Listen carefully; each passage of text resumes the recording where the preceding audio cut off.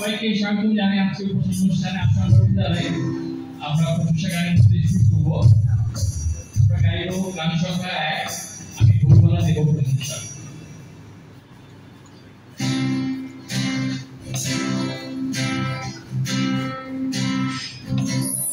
আমি ভোরবেলা দেব প্রশংসা, আমি গাবো গান তোমার গুণগান। আমি ভোরবেলা দেব প্রশংসা,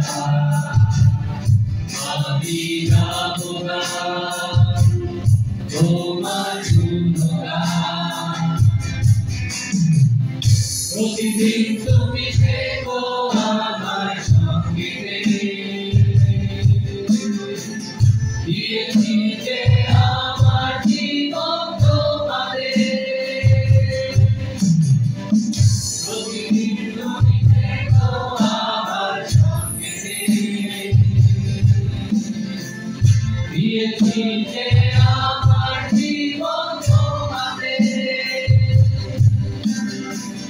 তোরা প্রশংসা তোমারি, তোরা প্রশংসা তোমারি, তোরা প্রশংসা তোমারি,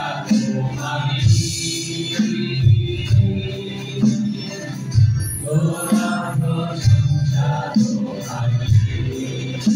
আমি ভোরবেলা দেব প্রশংসা,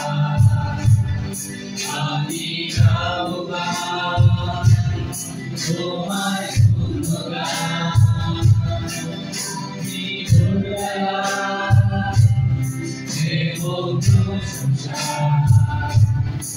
আমি গাবো গান তোমার গুণগান। প্রতিদিন তুমি থেকো আমার সঙ্গে, দিয়েছি যে আমার জীবন তোমারে। প্রতিদিন তুমি থেকো আমার সঙ্গে, দিয়েছি যে আমার জীবন তোমারে। তোরা প্রশংসা তোমারি, তোরা প্রশংসা তোমারি, তোরা প্রশংসা তোমারি, তোরা প্রশংসা তোমারি। Amen. Bible and Sean and the show where open the eyes of my heart of Psalm number 2.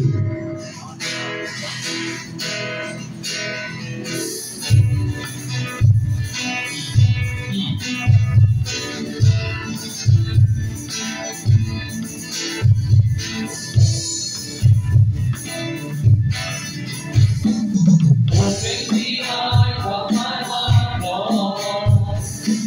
Open the eyes of my heart. I want to see. I want to see.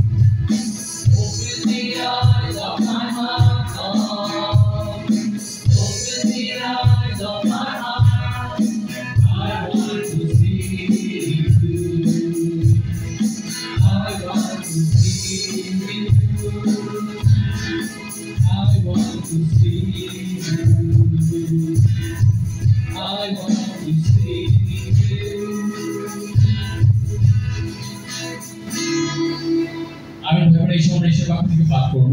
আমরা স্থির হব আমাদের অন্তরে, আমরা সুস্থির হয়ে জানবো আমাদের সেই সদাপ্রভু ঈশ্বর, তিনি চিরন্তন, তিনি চিরমঙ্গলময়, তার উপস্থিতিতে আমরা আছি এবং আমরা তার দিকে মনোযোগ রাখি। আমরা আমাদের জীবনের ঈশ্বর নই, তিনি আমাদের জীবনের নিয়ন্ত্রণকারী। আমরা তাই চার ভূমির খেলা আসি, তার দিকে মনোযোগ দিয়ে আমরা ঈশ্বর বাক্যপাঠ এবং প্রার্থনায় আমরা কিছুক্ষণ সময় কাটাই। পাঠ করছি গীত সংহিতা 119 অধ্যায় 9 থেকে 16। যুবক কেমন করে তার জীবন খাঁটি রাখতে পারবে? তোমার বাক্য পালন করে সে তা পারবে। আমার সারা অন্তর দিয়ে আমি তোমাকে জানতে আগ্রহী হয়েছি। তোমার আদেশ পথের বাইরে আমাকে ঘুরে বেড়াতে দেব। তোমার বাক্য আমার অন্তরে আমি জমা করে রেখেছি, যাতে তোমার বিরুদ্ধে পাপ না করি। হে সদাপ্রভু, তুমি ধন্য। তোমার নিয়ম আমাকে শিক্ষা দাও। তোমার মুখ থেকে যেসব আইন কানুন বের হয়েছে, আমার মুখ তা প্রকাশ করি। মহাধন লাভ করলে মানুষ যেমন আনন্দ পায়, তোমার কথা মেনে চলে আমি তেমনই আনন্দ পাই। আমি তোমার নিয়ম কানুনের বিষয়ে ধ্যান করি আর তোমার পথের দিকে মনোযোগ দিই। তোমার নিয়মের মধ্যে আমি আনন্দ পাই। তোমার বাক্য আমি ভুলে যাব। আমিন। আসুন প্রার্থনা করি। আসুন প্রার্থনা করি। আমাদের চিরমঙ্গলময় সর্বস্ব পিতা, সর্বশক্তিমান ঈশ্বর, এই সময় আমরা তোমার কাছে আসি প্রভু, তোমার কাছে মাথা নত করি। চমৎকার এই দিন তুমি আমাদের জীবনে দেখার সুযোগ দিয়েছো বলে তোমার প্রশংসা, তোমার গৌরব করি পিতা প্রভু।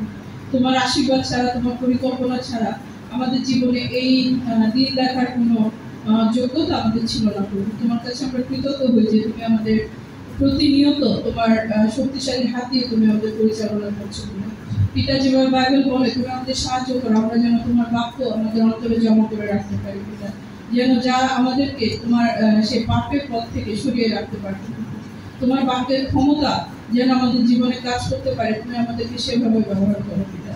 আমাদের অন্তরকে তুমি স্থির করো, আমাদেরকে তুমি তোমার দিকে দৃষ্টি স্থাপন করতে সাহায্য করো পিতা প্রভু। তোমার প্রশংসা করি, কারণ তুমি এমন একজন ঈশ্বর, যে ঈশ্বর আমরা যখন শূন্য থাকি প্রভু তুমি আমাদের পূর্ণ করার ক্ষমতা রাখো পিতা প্রভু। আমরা যখন পড়ে যাই তুমি আমাদেরকে তুলে ধরতে পারো পিতা। আমরা যখন দুর্বল হয়ে পড়ি তুমি আমাদেরকে সফল করতে পারো পিতা। আমাদেরকে সাহায্য করো তোমার শক্তিতে, তোমার ক্ষমতায় আমরা যেন বিশ্বাস রাখতে পারি, আমরা যেন আস্থা রাখতে পারি। যা কিছু আমাদেরকে সেই পিছু টেনে ধরে, যা কিছু আমাদেরকে তোমার দিকে আগাতে দেয় না পিতা, সমস্ত কিছু যেন আমরা তোমার হাতে সমর্পণ করতে পারি। আমাদের জীবনকে তুমি গ্রহণ করো পিতা, আমাদের সমস্ত উৎসর্গকে তুমি গ্রহণ করো পিতা প্রভু। আমাদের জীবনে যা কিছু হয় তা যেন তোমার প্রশংসাতে হয়, সে মতো আশীর্বাদ করো। প্রার্থনা করি এই আমাদের আজকের উপাসনার জন্য পিতা, আমাদের উপাসনায় যা কিছু পরিচালিত হবে সমস্ত কিছু তোমার গৌরবে যেন হয় পিতা। এবং যতক্ষণ আমরা এখানে থাকবো আমরা যেন আমাদের সমস্ত জাগতিক চিন্তা থেকে দূরে থেকে তোমার দিকে দৃষ্টি রাখতে পারি, তোমার বাক্য শুনতে পারি এবং সেটা গ্রহণ করতে পারি। সে মতো শক্তি তুমি আমাদেরকে দান করে দিতে পারো। আমাদেরকে সাহায্য করো, আমরা যেন পূর্ণ উৎসর্গ নিয়ে তোমার হাতে আসে পিতা। প্রার্থনা করি যে ভাই তোমার বাক্য থেকে প্রচার করবে, সে ভাইকে তুমি পাওয়ারফুলি ব্যবহার করো, যেন পবিত্র আত্মার শক্তিতে সে কথা বলতে পারে এবং আমাদের যা কিছু শোনা দরকার সেটা যেন আমরা শুনতে পারি, যা কিছু গ্রহণ করা দরকার সেটা যেন আমরা গ্রহণ করতে পারি পিতা। আমাদের প্রত্যেককে আশীর্বাদ করো পিতা। অনেকে এখনো সে রাস্তায় আছে, তাদেরকে নিরাপদে আসতে সাহায্য করো এবং আমাদের প্রশংসা তুমি সেই গৌরবান্বিত হও, আমাদের উৎসর্গ তুমি গ্রহণ করে। প্রার্থনা করি প্রভু যীশু খ্রিস্টের নামে, আমেন। আসলে ডিভিডি গাই যিশু প্রেমে সুখ শান্তি পাই, পাশে থাকেন, দৃষ্টি রাখবেন, জানি সর্বদা।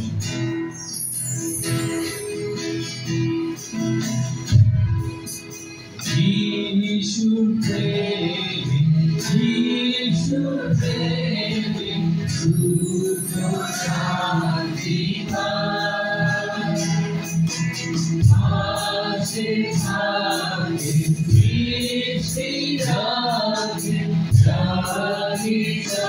জানি সর্বদা। আসলে গাই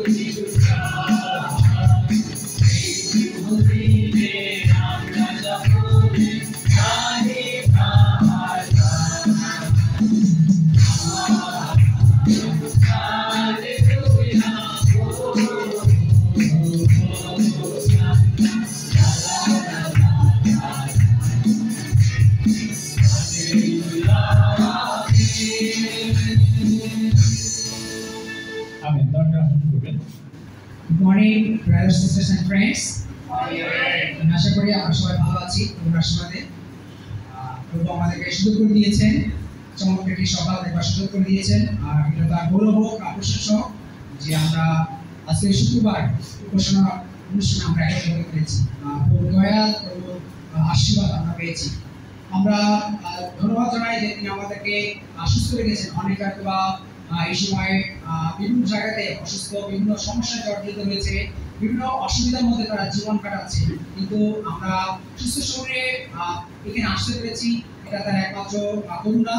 আমরা ধন্যবাদ জানাই প্রভুকে, কৃতজ্ঞতা ভরে স্মরণ করি, তার প্রশংসা, তার আরাধনা করি যে তিনি আমাদেরকে সুযোগ করে দিয়েছেন তার গৌরব বা প্রশংসা করবার জন্য, যেটা অমায়িক, যেটা চমৎকার আমাদের জীবনের জন্য। প্রিয় ভাই বোনেরা, আমরা সবাইকে উৎসাহ দিতে চাই। আজকে উপসংহার শুরুতে আমি ছোট একটা স্ক্রিপ্চার করতে চাই সকলের জন্য। আমি পাঠ করছি গীতসংহিতা 108 অধ্যায় 1 থেকে 3 পদ। গীতসংহিতা 108 অধ্যায় 1 থেকে 3 পদ। হে ঈশ্বর, আমার মন স্থির আছে, আমি গান গাইব আর আমার সমস্ত অন্তর দিয়ে গানের সুর তুলব। ওহে বিনা ও সুরবাহার, জেগে ওঠো, আমি ভোরকে জাগিয়ে তুলব।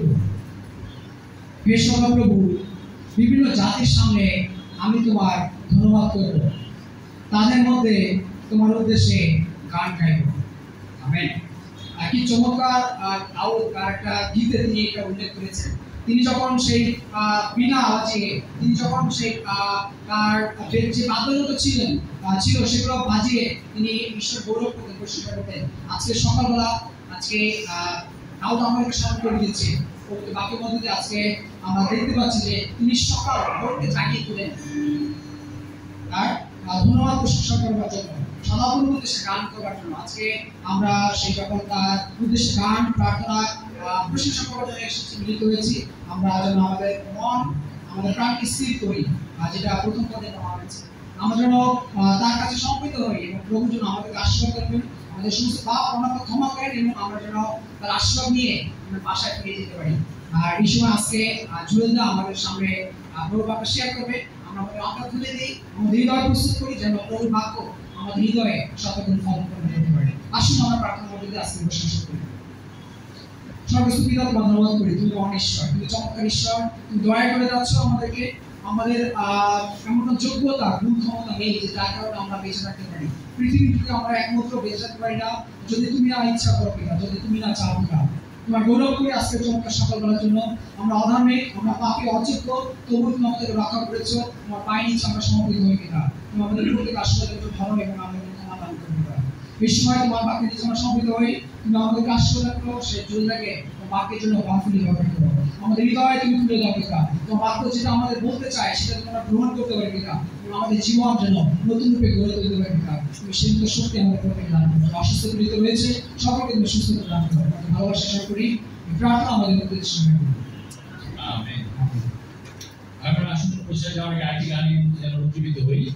আসুন যদি আমরা গাইব on the spirit of the Lord. This will be my heart. Sing like David sang.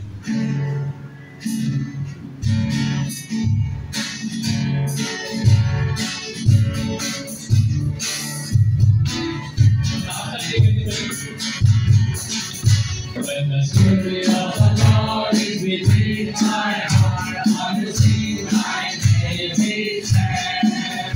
When the spirit of the Lord is within my heart, I will sing like David sang.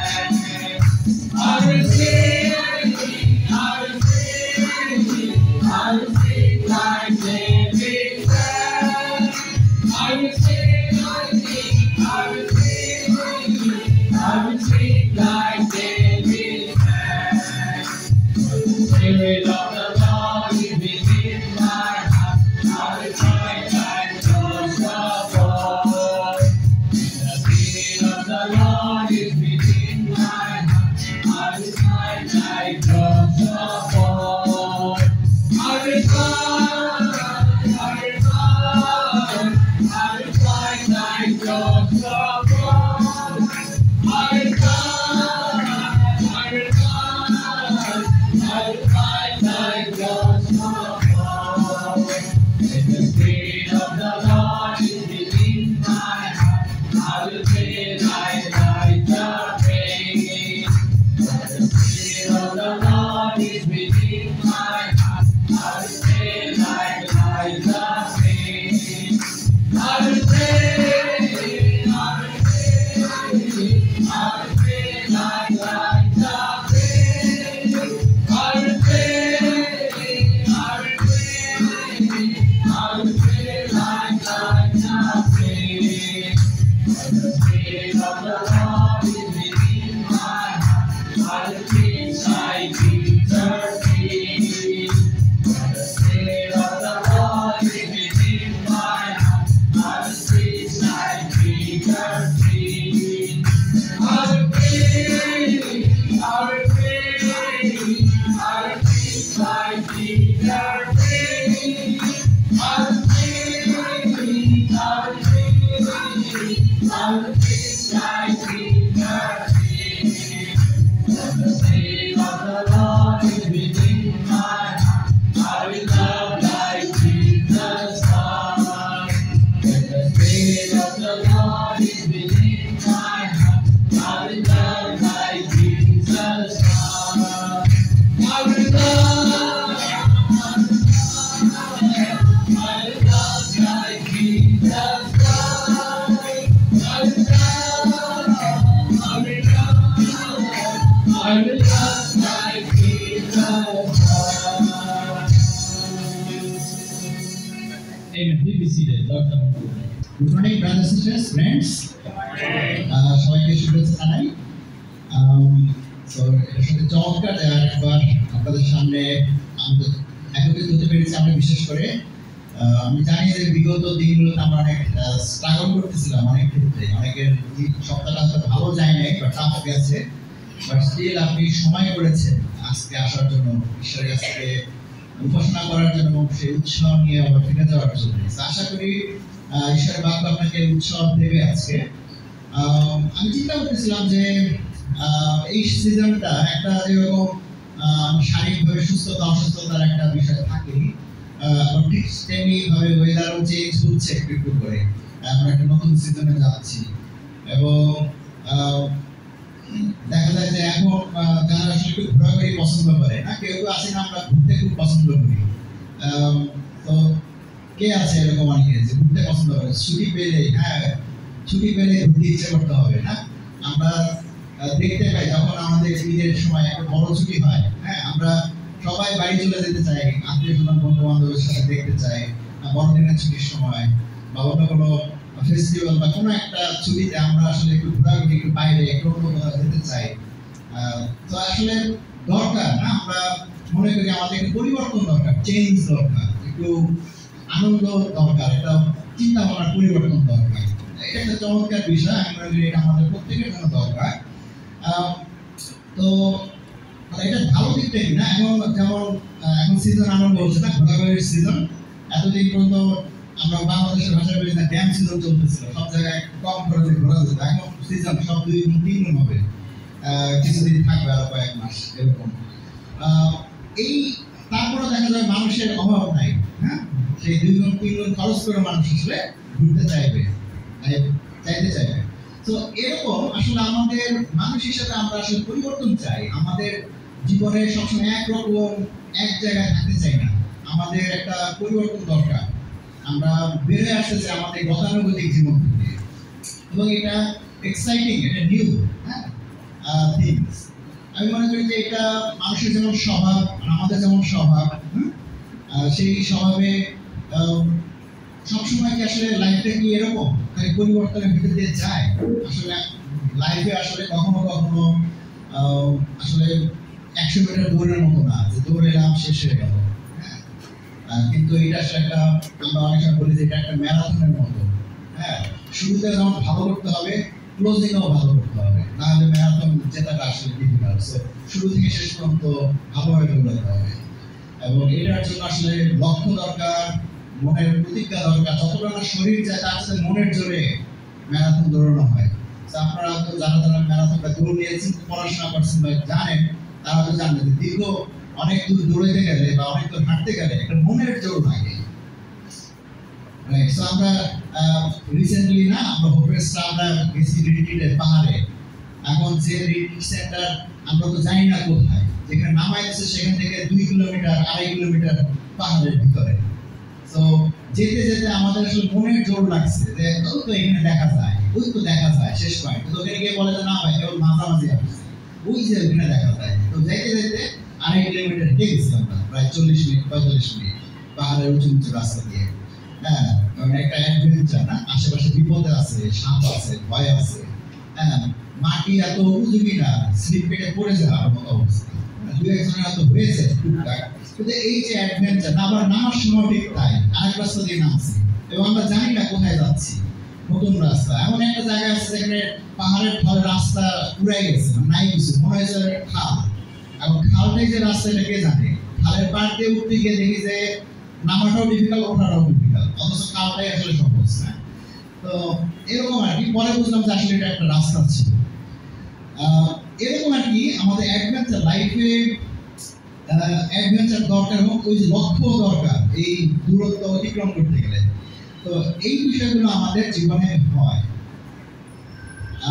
আশা করি অনেকে relate করতে পারছে ঘটনাগুলোর সাথে। আমরা চিন্তা করি যে এরকম আমাদের জীবনে যখন আমরা পথ চলি, তখন কিন্তু আমাদের লাইফেও আসলে এরকম পরিবর্তন আসে, আমরা পরিবর্তনের ভিতর দিয়ে যাই। একজন খ্রিস্টান হিসেবে, একজন বিশ্বাসী হিসেবে আমাদের জীবনও আসলে এরকম পথ চলতে হয়। পথ চলাটা সবসময় একরকম না, উঁচু নিচু আছে, it's like a marathon race. এবং অজানা অলিগলি আছে, অ্যাডভেঞ্চার করতে করতে আমরা আগাচ্ছি। অনেক সময় আমরা সার্টেন না কোথায় যাব, কোনটা নিশ্চিত। আমাদের এই ধরনের সিচুয়েশন আমাদের জীবনে আমরা এরকম অতিক্রম করি, এটা আমাদের জীবনের বাইরে না। আপনি চিন্তা করে দেখেন, এবং যদি আমরা বলি যে একজন বিশ্বাসী হিসেবে, একজন খ্রিস্টান হিসেবে আমরা যখন কোনো মিনিস্ট্রিতে ইনভলভ হই বা চার্চে যখন কন্ট্রিবিউট করি, হ্যাঁ, সেটা নিয়ে যদি আমরা কথা বলতে চাই, সেটা নিয়ে যদি চিন্তা করি, তখন আপনাকে প্রথমবার কোনো একটা নতুন কাজের জন্য ইনভাইট করা হয়েছে যে হ্যাঁ ভাই, আপনি আপনাকে কাজের জন্য ডাকা হচ্ছে, ঈশ্বরের জন্য আপনি কিছু করেন। হ্যাঁ, আমাদের চারটা একটা গ্রুপ আছে, মাইন্ডেড গ্রুপ, হ্যাঁ, শক্তিশালী গ্রুপ। হ্যাঁ, আমরা ঈশ্বরের জন্য কিছু করতে চাই, চমৎকার কিছু, সেই ইচ্ছা নিয়ে আমরা আগাচ্ছি। কেউ কেউকে বলা হয়েছে যে আপনি কি করতে চান। হ্যাঁ, আমরা হয়তো নিশ্চিত না আমরা কি করতে চাই, এই জন্য আসলে এই গ্রুপটা, আমরা নিশ্চিত না কিছু করতে চাই, কিন্তু আমরা কিছু একটা করতে চাই ঈশ্বরের জন্য। আমি মনে করি এইটা হচ্ছে একটা কোয়ালিফিকেশন এই গ্রুপে অংশগ্রহণ করার জন্য। তো আমি মনে করি যে এই যে গ্রুপটা, না, কেউ কেউ বলছে হ্যাঁ আমি আসলে এইটা করতে চাই, সেটা করতে চাই, হয়তো বা সবগুলোই একটু একটু চেষ্টা করা উচিত, অনেক রকম আইডিয়া আছে গ্রুপে। আমি বলি যে দিস ইজ গুড, যে অনেক সময় এই ধরনের আইডিয়াগুলো ভালো, আলটিমেটলি কোনো না কোনো সময় আপনি একটা দায়িত্ব নিচ্ছেন, নেওয়ার সময় দেখবেন আপনার মধ্যে খুব এক্সাইটমেন্ট, উত্তেজনা কাজ করছে, কি না কি হয়, প্রথমবারের মতো এই কাজটা করবো। হ্যাঁ, চিন্তা করেন তো, যখন আমি প্রথমবার এখানে দাঁড়াইছি আমার কিরকম লাগছে, বা চিন্তা করেন তো কেউ যখন প্রথমবার এখানে দাঁড়াইছে তার কিরকম লাগছে। হ্যাঁ, বা আপনাদের মধ্যে কেউ যদি প্রথমবার গেটে দাঁড়ায় থাকেন, হ্যাঁ, মানুষকে ইনভাইট করার জন্য আপনার কেমন লাগছে। তো ইটস এক্সাইটিং, ইজন্ট ইট? এত ভয় লাগতে পারে, আপনার হাত পা কাঁপতে পারে, উত্তেজনায় লাগতেছে, but you feel also feel good, exciting, নতুন কিছু। আজকে যদি চিন্তা করি যে কিন্তু এত বছর পরে যখন আপনি একই কাজ করতেছেন, হ্যাঁ, তখন আপনার কেমন লাগতেছে? হ্যাঁ, তখন কি সেই এক্সাইটমেন্ট, উত্তেজনা কাজ করতেছে? হ্যাঁ, বাই দ্য টাইম আপনি যতই এই সার্ভিসটা করবেন, মানুষ এটা গ্র্যান্টেড হিসেবে নিয়ে নিচ্ছে, তুমি এখানে করো নাই কেন, হয় নাই কেন, থাকো নাই কেন, ইজন্ট ইট? আপনার এরকম না, এরকম হলে ভালো হতো, সেই কথা শুনতে হচ্ছে। এক্সাইটমেন্টের সাথে সাথে এগুলো আসতেছে জীবনে। হ্যাঁ, এবং প্রতিদিনের যে চ্যালেঞ্জ সবসময় একরকম যায় না, কিন্তু সেই চ্যালেঞ্জগুলো আপনি সেই সার্ভিসটা দিতে পারেন না, এটা একটা স্ট্রাগল আপনার জন্য। আবার কি হচ্ছে যে মানুষের এই ক্রিটিসিজম, মানুষের এই সমালোচনা, আলোচনা, উপদেশ এবং আমার নিজের লাইফের যে স্ট্রাগল, সব কিছু মিলে এইটা তখন আর এক্সাইটমেন্ট থাকে না, থাকে এটা আর এক্সাইটমেন্ট থাকে না। তো দেখা যায় যে তিক্ততা, বিটারনেস, হতাশা, হ্যাঁ, এবং কষ্ট অনুভূতি, এইগুলো জমে যায়, এবং এখান থেকে হিলিং হওয়ার কোনো ওয়ে খুঁজে পায় না, কারণ প্রতি সময় এই কাজের মধ্যে যেতে হচ্ছে, এবং এটা হচ্ছে বার্ডেন লাগে, ইজন্ট ইট? যারা মিনিস্ট্রিতে আছেন বা মিনিস্ট্রি করেন, আমি কি আপনাদের কথা বলতে পারতেছি কিনা? হ্যাঁ, তো চিন্তা করেন যে এই অবস্থা আমাদের কি করা উচিত। দ্বিতীয় তিমোথী পৌল শেয়ার করতেছে তিমোথীকে তার জীবনের শেষ পর্যায়ে গিয়ে, বলা হয় যে এটা one of the last letter, মারা যাওয়ার আগে সেই চিঠিটা লিখছে তার শিষ্য তিমোথীর কাছে। 4:7 পদে বলতেছে যে মানে ফাইট এ গুড ফাইট, শেষ পর্যন্ত একটা ফাইট করে যেতে বলতেছে, তাকে উৎসাহ দিচ্ছে যে শেষ পর্যন্ত তুমি দৌড়াও, ফাইট এ গুড ফাইট। হ্যাঁ, কারণ কি তিমোথীও মিনিস্ট্রিতে, পৌল মিনিস্ট্রি, তার জীবনের শেষ পর্যায়ে মিনিস্ট্রি করতে করতে তার জীবন শেষ হয়ে যাচ্ছে, সে বুঝতে পারতেছে ঈশ্বর তাকে বলছে যে তোমার দিন নাম্বার কাউন্ট করা যায়, কবে তোমাকে মারা যাবে। তো সেই সময় সে লিখতেছে যে আমি শেষ পর্যন্ত ভালোভাবে থাকবো, যা করা উচিত সেটা করে যাবো, fight a good fight. So এটা একটা চমৎকার মনের অনুভূতি, আমি মনে করি সেই অনুভূতিটা আমাদের বোঝার দরকার আছে। আজকে আমি এই বিষয় নিয়ে কথা বলতে চাই যে শেষ পর্যন্ত দৌড়ানো, এই বিষয়টা নিয়ে আমি আসলে কথা বলতে চাই। হ্যাঁ, তো যদি বলি যে ফিনিশিং দ্য কোর্স বা ফিনিশ দ্য কোর্স, হ্যাঁ, রান টিল দ্য এন্ড, যেটাই আপনি বলেন না কেন, শেষ পর্যন্ত টিকে থাকা, শেষ পর্যন্ত দৌড়ানো। আমরা পড়বো আজকে যে প্যাসেজটা থেকে, সেটা হচ্ছে 20 অধ্যায় থেকে দেখবো, 20 অধ্যায় 22 থেকে 27, এই কয়েকটা পদ আমরা পড়ে দেখবো। 20 অধ্যায় 22 থেকে 27, 20 অধ্যায় 22 থেকে 27 এখানে বলছে, এখন আমি পবিত্র আত্মার বাধ্য হয়ে জেরুজালেমে যাচ্ছি, সেখানে আমার উপর কি ঘটবে তা আমি জানি না। আমি কেবল এই কথা জানি, পবিত্র আত্মা প্রত্যেক শহরে আমাকে এই কথা জানিয়ে দিচ্ছেন যে আমাকে জেল খাটতে ও কষ্ট পেতে হবে, কিন্তু আমার কাছে আমার প্রাণের কোনো দাম নেই। আমার একমাত্র ইচ্ছা এই, যেন আমি শেষ পর্যন্ত দৌড়াতে পারি। অর্থাৎ প্রভু যিশু যে কাজের ভার আমাকে দিয়েছেন তা শেষ করতে পারি।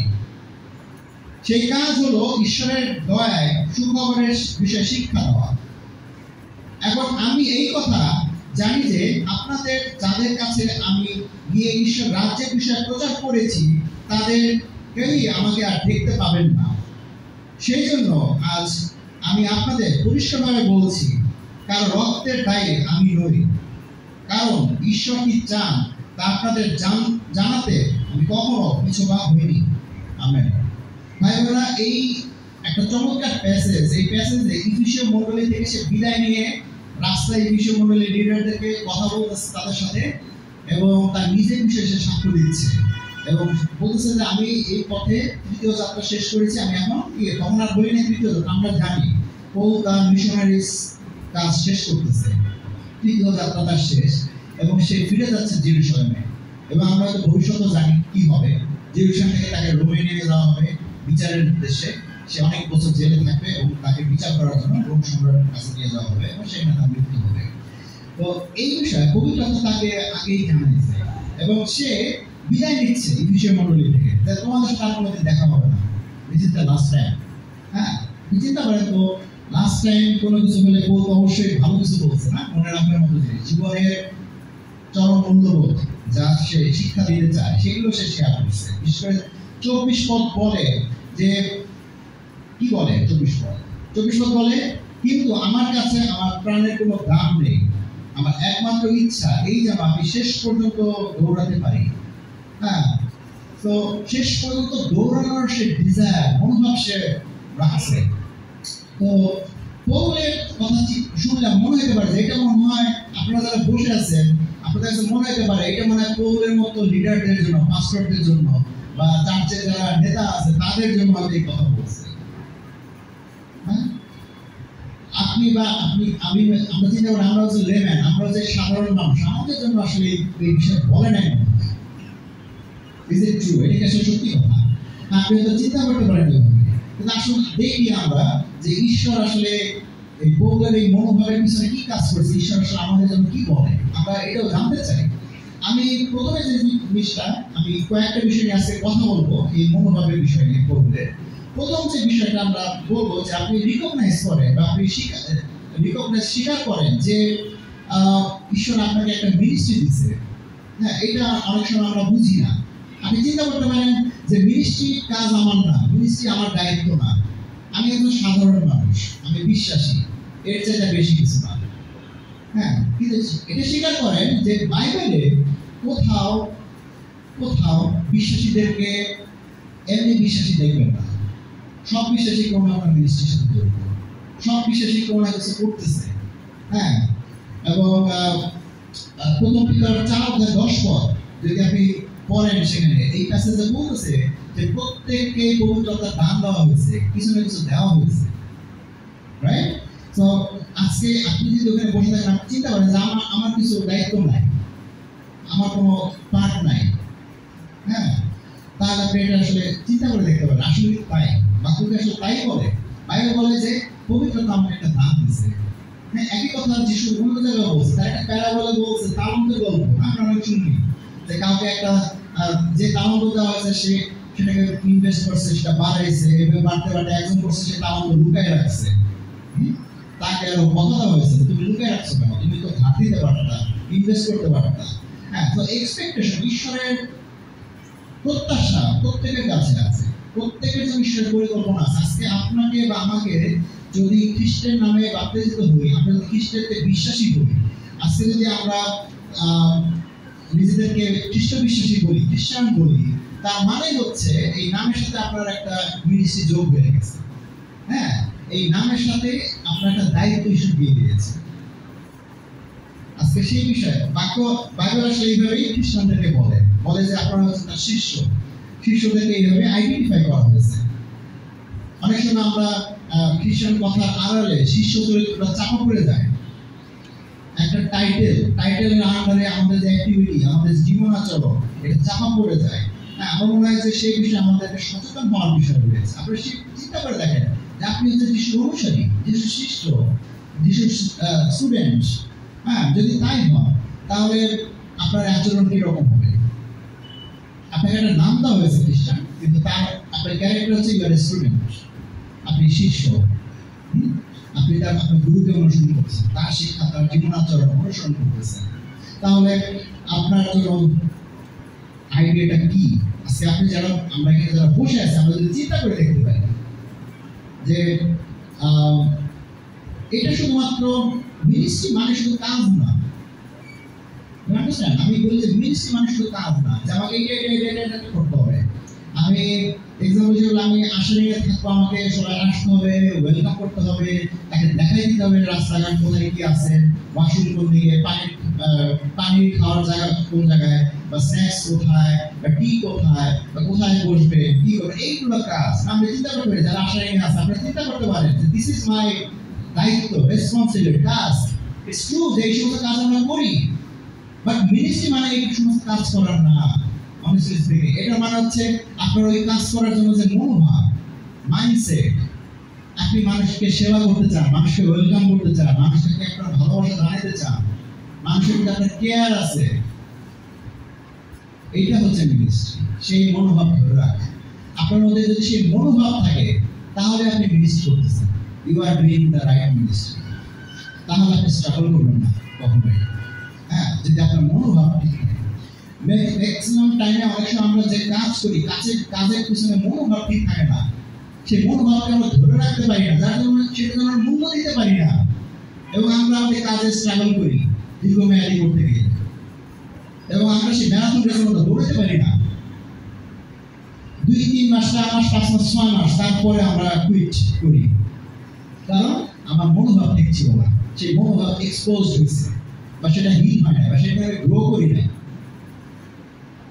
ইটস গুড দ্যাট সবাই চেষ্টা করেন কিছু না কিছু মিনিস্ট্রি করার, কিন্তু আমি বলবো আপনার মনোভাব ঠিক করেন, ঈশ্বরের কাছে নিজেকে সমর্পণ করেন, এবং আপনি আপনার মনোভাব ঠিক করেন যে ঈশ্বর, আমি তোমার শিষ্য হিসেবে আমার যে সঠিক মনোভাব থাকা দরকার, সেই অন্যের জন্য সেলফলেস হওয়া, সেলফিশ না হয়ে সেলফলেস হওয়া, সেই মনোভাব আমি ঠিক রাখতে চাই, আমাকে সেই সুযোগ দেওয়া হবে। হ্যাঁ, সেটার দিকে আপনি ফোকাস হন, মনোভাব।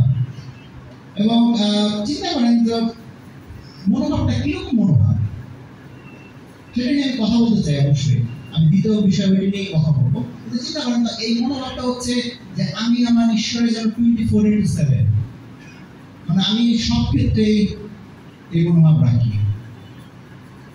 এটা শুধু রোল প্লেইং না, যে আপনি সকালে ঘুম থেকে উঠছেন, ঈশ্বরকে প্রার্থনা করছেন, তারপর অফিসে গেছেন, আপনি রাস্তাঘাটে ট্রাভেল করতেছেন, অফিস থেকে ফেরত আসছেন, বাসায় এসে বাজার ঘাট সংসারের কাজকর্ম করছেন, মিনিস্ট্রি করছেন, করে আপনি রাতে খাওয়া দাওয়া করে ঘুমাইছেন, পরে দিন আবার রান্না করছেন আপনার রুটিন। হ্যাঁ, ওই সন্ধ্যার সময় একটু, সকালবেলা একটু, বা রাতে ঘুমানোর সময় একটু, এটা হচ্ছে আমার মিনিস্ট্রি। না, ঈশ্বরের প্রতি আমার মনোভাব না, ঈশ্বরের প্রতি আমাদের যদি মনোভাব থাকে, এটা হচ্ছে 24/7, সবসময়, 24 ঘন্টা, সপ্তাহে 7 দিন, মানে 365 দিন, প্রতিদিন, প্রতি সময় আপনার মনোভাব থাকবে। আপনি যখন রাস্তায় যাবেন সেই সময় ওই মনোভাব থাকবে, আপনি যখন কাজে করবেন, কাজের মধ্যে থাকবেন, তখন সেই মনোভাব থাকবে। আপনি যখন কাজ থেকে বেরিয়ে আসবেন, মিনিস্ট্রিতে জয়েন করবেন, কাজ করবেন, তখন সেই মনোভাব থাকবে। ফ্যামিলিতেও সেই মনোভাব থাকবে। নিজের জন্য যখন আপনি সময় দিচ্ছেন, তখন সেই মনোভাব থাকবে। তো এটা একটা মনোভাবের ব্যাপার। ঈশ্বরের জন্য আপনি যে কোনো সময় অ্যাভেলেবল, এটা হচ্ছে সেই মনোভাব। আমি ঈশ্বরের জন্য অ্যাভেলেবল, ঈশ্বরের কাজের জন্য আমি অ্যাভেলেবল। এবং মিনিস্ট্রির একটা গুরুত্বপূর্ণ মনোভাব হচ্ছে, আমি বলবো, সেবার মনোভাব, আত্মকেন্দ্রিক মনোভাব না হয়ে সেবা করার মনোভাব। This is the ministry. আমি আরেকটা মনোভাব বলবো, সেটা হচ্ছে যে শুধু সেবা করার মনোভাবটা না, শোনার মনোভাব। It's kind of service. আমি জানি আমরা অনেকেই গুড লিসেনার না, সরি টু সে, আমি এটা বুঝতে পারি, কারণ অনেক সময় মানুষের সাথে কথা বলতে গেলে আমি দেখছি আমার কথা কেড়ে নিয়ে এসে কথা বলতেছে, আমাকে কথা সে উত্তর দেওয়ার চেষ্টা করছে। নেক্সট টাইম এরকম যে সে আমাকে কথা শেষ করতে দিচ্ছে না, কথা কেড়ে নিয়ে চলে গেছে, সে বলতেছে। হ্যাঁ, তো ইমিডিয়েটলি গুড লিসেন। আমি তো সমাধান চাই নাই, আমি তো তর্ক বিতর্ক চাই নাই, আমি চাইছি আমার বক্তব্য আপনি শুনবেন। আসলে মানুষ তাই চায়। হ্যাঁ, আপনারা আমরা যেন লিসেনার হই। মিনিস্ট্রি মানে হচ্ছে আপনি শুনবেন তার কথা, তার মনোভাব, তার ইচ্ছা। হ্যাঁ, তো এই শোনার মধ্যে যে মানুষের হিলিং হয়, এবং এটাকে বলা হয় ইমোশনাল ইন্টেলিজেন্স। আপনার ইমোশনকে কিভাবে আপনি সচেতন হবেন এবং সেটাকে কন্ট্রোল করবেন। শোনার মধ্যে যে হিলিং হয়, হ্যাঁ, মিনিস্ট্রি এখন ওদিকে যাচ্ছে। আমি রিসেন্টলি আমি কপি আমরা একটা ক্লাস করতেছিলাম, সেখানটার সলিউশন টুলসটাই হচ্ছে যে শুনতে হবে মানুষের কথা, শুনতে হবে এবং প্রশ্ন করতে হবে যাতে সে আরো বলতে পারে, মানে তার অরিজিনাল ফিলিংস গুলো সব বের করে আনার জন্য আসলে ভিতরে কি হয়েছে পুরোপুরি মনোযোগ সহকারে শুনতে হবে, প্রশ্ন করতে হবে যাতে তার অনুভূতি সে পুরোপুরি ব্যাখ্যা করতে পারে এবং এটার মধ্যে যে সে হিল হয়। সো ইটস এ টুলস, মানে এটা বলি না ইটস এভরিথিং অ্যাবাউট ডিসাইপ্লিং, বাট এটা একটা পার্ট। সো এটা মানুষের অন্তরকে হিল করে। আমরা কি সেটা প্র্যাকটিস করবো কিনা? হ্যাঁ, so it's a good things to practice. Sharing, আমরা বলবো যে শেয়ার করা কোনো কিছু, অ্যাক্টিভিটিস, দায়িত্ব, এনিথিং, মানে একা একা না করা, অন্যকে নিয়ে যাওয়া এবং শেয়ার করা। তো this are the ministry, this are the mindset. এগুলো হচ্ছে মনোভাব, যে আমরা সেবার মনোভাব রাখবো, আমরা শোনার মনোভাব রাখবো, আমরা সেবা করার মনোভাব, শেয়ার করার মনোভাব রাখবো, সহযোগিতার মনোভাব রাখবো আজকে। এবং এটা সবসময় 24/7 ঈশ্বরের জন্য আমরা অ্যাভেলেবল। হ্যাঁ, এটা হচ্ছে মনোভাব। মিনিস্ট্রি, আমি বলবো আপনাকে একটা মিনিস্ট্রি দেওয়া হয়েছে, ঈশ্বর আপনাকে কোনো রকম মিনিস্ট্রি, আপনি কি সেটা স্বীকার করেন? আমরা স্বীকার করতে ভয় পাই। স্বীকারের সাথে দায়িত্ব বোধ আসে, আমরা দায়িত্ব নিতে চাই না, দায়িত্ব নিতে আমরা ভয় পাই। আমি বলবো সেখান থেকে আমরা বেরোয় আসি। দ্বিতীয় যে বিষয়টা এর সাথে কানেক্টেড, অনেক সময় আমরা একটা ভুল করি, সেজন্য আমি ভুলের বিষয়ে কথা বলতে চাই। আপনি স্বীকার করেন যে আপনি যীশু খ্রিস্টের নামে প্রতিজ্ঞাবদ্ধ, তার কাজের জন্য আপনি আসলে ভলেন্টিয়ার না, স্বেচ্ছাসেবক না। হ্যাঁ, আমরা যিশুর কাজ করার জন্য প্রতিজ্ঞাবদ্ধ, আমরা স্বেচ্ছাসেবক নই। আমি বুঝতে পারছি। হ্যাঁ, অনেক সময় আমরা মিনিস্ট্রি করি এই মনোভাব নিয়ে যে আমরা হচ্ছে ভলেন্টিয়ার, আমাদেরকে চার্জ পে করে না। আচ্ছা, পে করার সাথে ভলেন্টিয়ারিজমের কি সম্পর্ক? আমার কোনো দায়িত্ব নাই, আমার ভালো লাগলে করবো, নাহলে করবো না। 2-3 মাস করবো, তারপর আমি ছুটিতে, আমি নাই, আমি তো ভলেন্টিয়ার। হ্যাঁ, তো এইটাকে আমরা বলছি ভলেন্টিয়ার না। আপনি বলতে পারেন আমি সেলফ সাপোর্টেড মিনিস্টার, যদি আপনি পে না হয়ে থাকে, বাইরে কাজ করে থাকেন। হ্যাঁ, সেলফ সাপোর্টেড মিনিস্টার, আপনি বাইরে ইনকাম করেন, আপনি নিজে চলেন, কিন্তু আপনি ঈশ্বরের জন্য কাজ করেন, আপনি মিনিস্ট্রি করেন। You can become a self supported minister, কিন্তু ইউ আর কমিটেড। আমি ঈশ্বরের কাছে প্রতিজ্ঞাবদ্ধ। আমি যখন তাকে বলছি যে যিশু আমার প্রভু, আমি কমিটমেন্ট নিয়ে ফেলছি। হ্যাঁ, আমি অলরেডি প্রতিজ্ঞা নিয়ে ফেলছি যে সে আমার জীবনের প্রভু। এবং আমি ভলেন্টিয়ার না, I am not a volunteer. সেই মনোভাব নাই যে আমি ভলেন্টিয়ার না, আমি কমিটেড তার প্রতি। এবং কিন্তু আমি সেলফ সাপোর্টেড, তার তো আমাকে পে করে না, আমি স্বেচ্ছায় করি। এবং আমি এরকম না যে ভালো লাগলে করবো, ভালো লাগলে না লাগলে করবো না, এরকম না। আমি ওনারশিপের দায়িত্ব নিয়ে করবো। কারণ জিসাস আসলে এক্সপেক্ট করে। সে কিন্তু বলে নাই যে তোমরা আমার জন্য শিষ্য হও, মানে ইউ ক্যান বি ভলেন্টিয়ার শিষ্য, তোমাদের যখন লাগবে করবা, নাহলে নাই। আমারও বিশ্বাস করছে এটাই আমি খুশি, সেটা বলে নাই। সে কোনো বলে নাই যে তুমি ভলেন্টিয়ার শিষ্য হও। তো ভলেন্টিয়ার যদি নাই হই, আমি যদি সেলফ সাপোর্টেড হই, আমি যদি তার প্রতি কমিটেড থাকি, আমার কি রিটায়ারমেন্ট করার দরকার আছে? রিটায়ারমেন্টেরও দরকার নেই।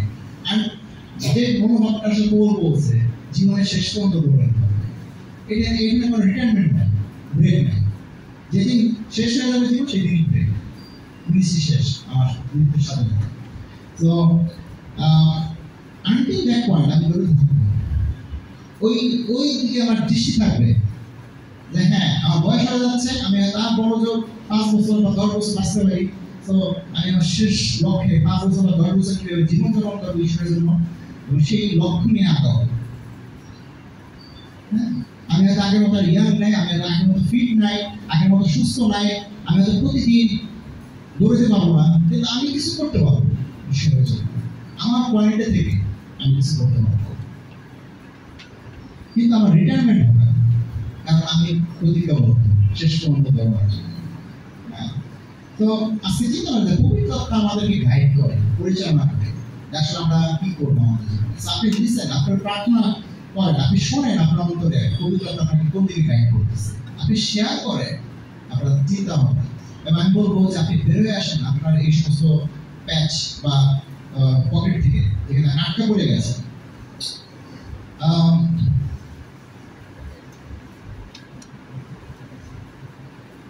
তো এইটাই আমরা বলার ছিল যে আমরা আজকে নিজেদেরকে ঈশ্বরের প্রতি কমিটেড জীবনযাপন করবো। এই পথটা 22 এবং 23 পদে আসলে এই বিষয়ে বলে, সেখানে বলতেছে যে এখন আমি পবিত্র আত্মা বাধ্য হয়ে জেরুজালেমে যাচ্ছি,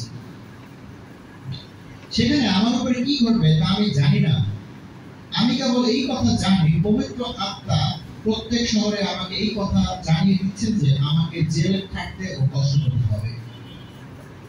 রাইট? সো পল জানে যে আমার মিনিস্ট্রির কাজ শেষ হয়েছে, তিনটা জার্নি আমি শেষ করছি, অনেক বছর সে মিনিস্ট্রি করছে এবং এখন তার বয়স হয়ে গেছে। এখন সে চিন্তা করতে পারতো আমি তো আমার রিটায়ারমেন্ট না, জেরুজালেমে ফেরত যাচ্ছে আমার নিজের বাড়িতে, আমার আত্মীয় স্বজন সবাই জায়গায়, নিজের শহর, হ্যাঁ, আমার পূর্বপুরুষদের শহর, সেখানে ফেরত যাচ্ছে। হ্যাঁ, পবিত্রতা তাকে সেভাবে গাইড করতেছে। কিন্তু সে বলতেছে যে দেখো যে আমি সেখানে যাচ্ছি, কিন্তু it's not a retirement plan. সেখানে অন্য কিছু অপেক্ষা করতেছে, আমার জন্য কষ্ট অপেক্ষা করতেছে, আমার জন্য সমস্যা অপেক্ষা করতেছে, এবং আমি সেটা গ্রহণ করার জন্য যাচ্ছি।